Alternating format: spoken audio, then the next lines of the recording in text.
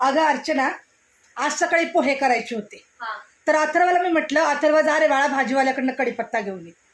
तर अथर्व गेला. मी म्हटलं अजून कसा आला नाही. आल्यानंतर बोलतो, मी म्हटलं अरे कढीपत्ता कुठे. तर अथर्व बोलतो, अगं मम्मी कढीपत्ता नाही बोलतोय भाजीवाला. म्हटलं का. तर बोलतोय फुकटचा भेटत नाही. म्हटलं इकतचा घेऊन ये मग, फुकटचा भेटत नाही तर बोल. जाऊन आला पैसे घेऊन 5 रुपये. तर बोलतोय अगं मम्मी 5 रुपयात सुद्धा कोणी कढीपत्ता देत नाही. अरे बापरे. बघा बघा मंडळी, इतकी महागाई झाली आहे की कढीपत्ता 500 रुपये किलो बाजारामध्ये. पहिला कोथिंबीर सोबत कढीपत्ता फुकट मिळायचा. हिरवी मिरची आहे 150 रुपये किलो. हिरवी मिरची, कोथिंबीर, कढीपत्ता हे तर नॉर्मली आपल्याला भाजीमध्येच लागतंच.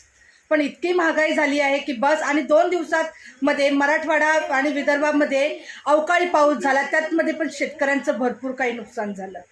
मध्ये ते एक गाणं आहे बघा, देवा तुझी दुनिया ही अशी रे कशी, न्यार न्यार घडत या दर्दी बशी. काय करायचं, कसं खायचं आणि कसं राहायचं, गरीब माणसाने तरी कसं जगायचं.